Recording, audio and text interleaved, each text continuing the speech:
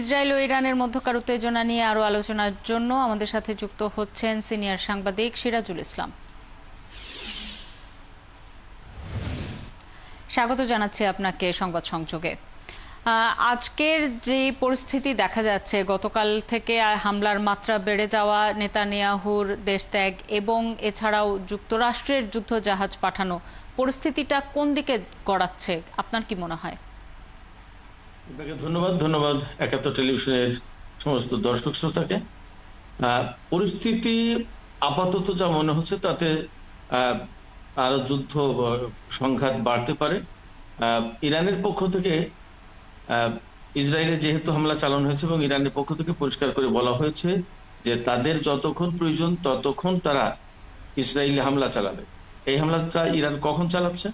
Israel যখন ইরানের উপরে প্রচন্ডভাবে আক্রমণ করেছে এবং ইরানের বহু সংখ্যক সেনা কর্মকর্তা এবং পরমাণু বিজ্ঞানীকে হত্যা করেছে। শুধু তাই নয়, নারী শিশু সহ সাধারণ মানুষদেরকে হত্যা করেছে এবং দেশের ভিতরে ব্যাপকভাবে ধ্বংসযজ্ঞ চালিয়েছে। তখন কিন্তু ইরান পাল্টা ঘুরে দাঁড়িয়েছে এবং ইসরায়েলের বিরুদ্ধে হামলা চালাচ্ছে। সেক্ষেত্রে ইরান কখন কেন হামলা চালাচ্ছে বা ইসরায়েল কেন ইরানের সাথে যুদ্ধে জড়ালো, সেটা হচ্ছে পরমাণু ইস্যুকে কেন্দ্র করে। পরমাণু ইস্যুর পেছনে রয়েছে কিন্তু আমেরিকা। সেক্ষেত্রে ইসরায়েল যখন ইরানের সাথে যুদ্ধে জড়িয়ে গেছে, তখন কিন্তু প্রচ্ছন্নভাবে আমেরিকা এই যুদ্ধে জড়িত।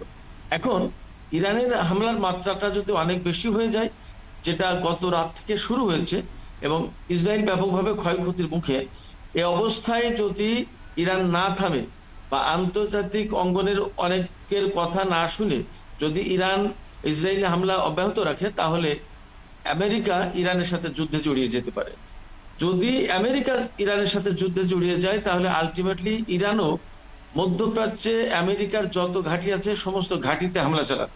সেক্ষেত্রে যুদ্ধের বিস্তৃতি বেড়ে যাবে এবং পুরো মধ্যপ্রাচ্য কিন্তু যুদ্ধে জড়িয়ে যাবে, পুরো মধ্যপ্রাচ্যে যুদ্ধ ছড়িয়ে যাবে।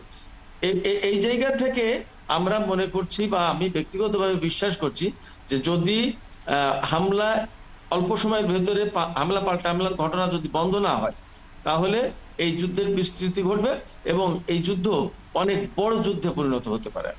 আপনি যে প্রসঙ্গে বলছিলেন যে যুক্তরাষ্ট্র তো আমরা দেখতেই পাচ্ছি এরই মধ্যে প্রচ্ছন্নভাবে এই যুদ্ধে বা এই উত্তেজনার মধ্যে জড়িয়ে গেছে, ইরানের পক্ষ হয়ে রাশিয়ার প্রত্যুত্তর দেওয়ার সুযোগ আছে কিনা আপনি সেরকম কিছু দেখতে পান কিনা?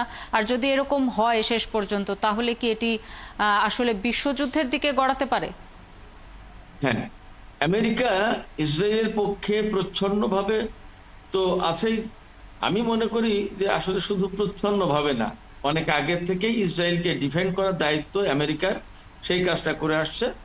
গাজায় একেবারে বেসামরিক মানুষ বেঘরে মারার পরেও ইসরায়েলকেই সমর্থন করে যাচ্ছে আমেরিকা এবং এটা তাদের সাংবিধানিক দায়িত্ব বলে আমি জানি।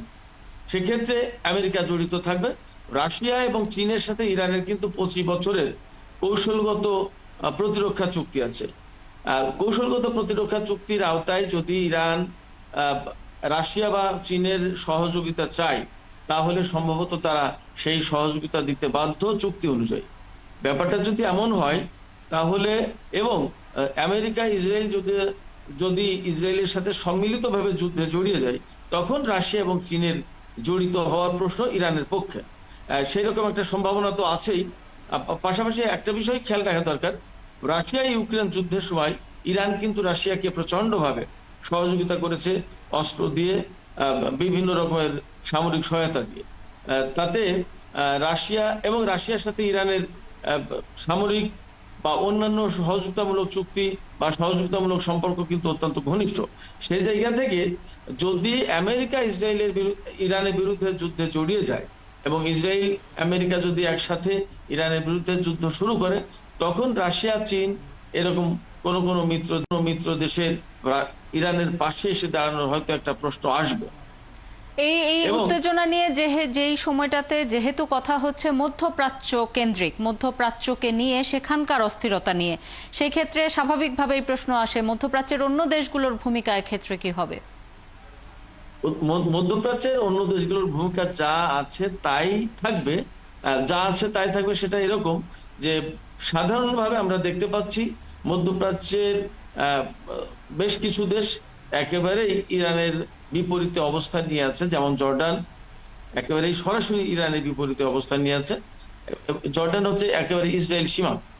সৌদি আরব, সংযুক্ত আরব আমিরাত, এই দুটো দেশ খুব টেকনিক্যাল অবস্থান নিয়েছে ইরানের সাথে সম্পর্ক রাখছে উপর উপর, কিন্তু বেসিক্যালি তাদের দরদটা ইসরায়েলের প্রতি বেশি। যদিও সৌদি আরব ইসরায়েল যে ইরানে হামলা চালিয়েছে তার ব্যাপারে ইসরায়েলের বিরুদ্ধে নিন্দা জানিয়েছে সৌদি আরব, সংযুক্ত আরব আমিরাত, কিন্তু তারা প্রকৃতপক্ষে ইসরায়েলের সাথে সম্পর্কটা চায়। আচ্ছা, এবার কাতার ইরানের সাথে যথেষ্ট ভালো সম্পর্ক রাখে।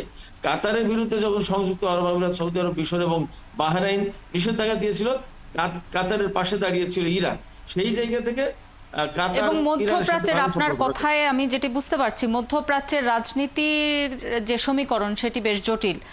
এই জটিল সমীকরণের কারণেই মূলত বিভিন্ন সময় মধ্যপ্রাচ্যে যেই যুদ্ধগুলো হয়েছিল সেগুলো হয়েছে, এবং এবারেও একই ঘটনা।